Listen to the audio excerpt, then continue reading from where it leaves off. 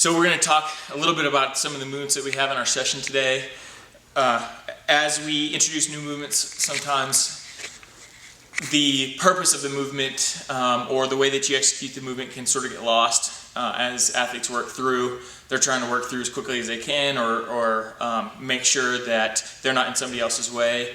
But it's important that when we're introducing these new movements and when we're trying to get you guys proficient at them, that you keep in mind those details and also the purpose of whatever movement it is that we may be doing. In the warm-up, what you're going to have on Tuesdays during this endurance cycle is sideways lunge. And it's a movement that we've had for a while, but we have sort of stepped away from it. I'm bringing it back because I think it's important for warming your legs up for how you're going to pivot during the sprints. So during a sideways lunge, you want a nice wide stance, and you don't have to have a fixed stance. It may take you a couple reps to kind of get an ideal stance for yourself. But the point of this exercise is to build strength. It's not a stretch. So what we want to do with the sideways stretch, or sideways lunge, is to have a nice wide stance, feet straight ahead. You can have your hands up here if it helps. It helps me keep my chest up a little bit, so I have to keep my hands here. And you're just going to lunge down to the side, nice and low. I want your butt lower than your knees, just like a squat. It's okay if your other leg comes up a little bit. That's okay in order to get the depth. Another thing I want is notice how my heel is still on the ground. All my weight is over my ankle, so I'm not coming forward onto my toes like this where I have heel rise.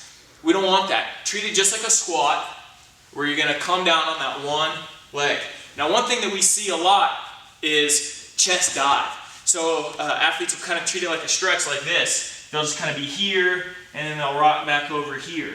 But I'm not using any of the muscles here on my back to hold me up. That's one of the things that we're warming up. So we want you to keep a nice vertical chest as you squat down or lunge down on both sides. So that's a sideways lunge. Another movement, or another thing that we're really going to be hitting here are our shuttle sprints. Now these shuttle sprints are, they are scaled to you, to what you did on the 5-minute shuttle sprint test, also called the Vermeil test. Whenever you set this up in your gym or whatever, driveway, wherever you may be doing it, you're going to have your outside cones 40 feet apart. I like to put a cone in the middle.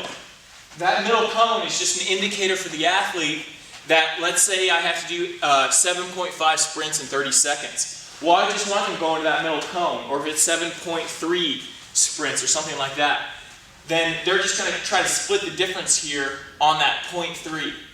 So you're not rounded in one direction or the other. You're going to do the exact amount. And if you have a cone at about 20 feet between your two 40-foot ends, then that's going to allow you, just to give you a little cue on how to estimate what your decimal point or whatever it may be on your shuttle sprint. Probably the most important aspect of executing the shuttle sprint is the turn. Where I see athletes failing to meet their prescribed number, their progression, is because they lose so much time on the turn. More time you lose on the turn, more time it takes you to accelerate, and so on. During the Vermeil test, I don't have you touch the line because it's 5 minutes straight, and I don't want your low back to tighten up so much that it actually slows down your running. However, on these 5-minute efforts here, where you get 30 seconds on, 30 seconds off, it's okay if you touch. It's also okay if you don't, but if you're having a hard time making it, touching is actually faster.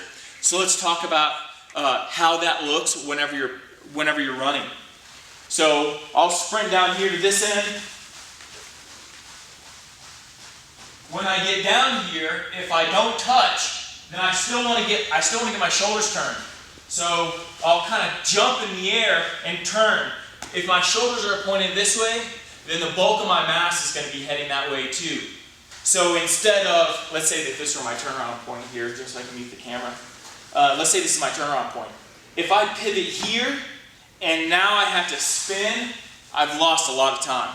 Rather than coming in, pivoting in the air, and then now I'm ready to go. So as soon as that my foot touches and I gain tension in that muscle, that stretch shortening cycle is going to shoot me that way, rather than coming in like this. It should look like this.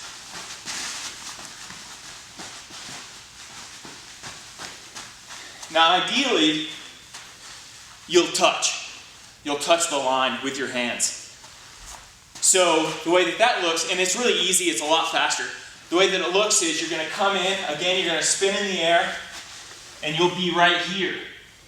The reason this is so fast is because you're going to get the forward leg, your butt, hamstring, and quad are really going to be able to generate a lot of force, so you're going to accelerate faster. But again, you don't want to be doing this right here. If you're doing this, you're really slowing yourself down. Because as you crane over, you have to crane back up. You're not getting any power from your legs, and you're not even turned, ready to go in the other direction. What you want is, again here, pop, right back out. I put both my hands on the ground because I can kind of pull with my hands a little bit. It gives me just that little extra pop. So that's how I want you turning on the sprints. That's a big limiter for a lot of our athletes. Lastly, let's talk about the seated military press. There's an upper body circuit that we're doing today, and there's a particular thing that I want you to do just to show control over the load. So the seated military press, not a complex movement, but there are some details. My elbows are up. Right here, this is the rack position. I'm going to return to the rack position between every rep. So I press it up, rack position. Press it up, okay, that's one. Press it up. Every time I'm coming, just tapping my knuckles and then going back up, rather than this, where you're just here. Right here shows control over the load. Nice strong rack position that you're pressing from every time. Work your shoulder through the full range.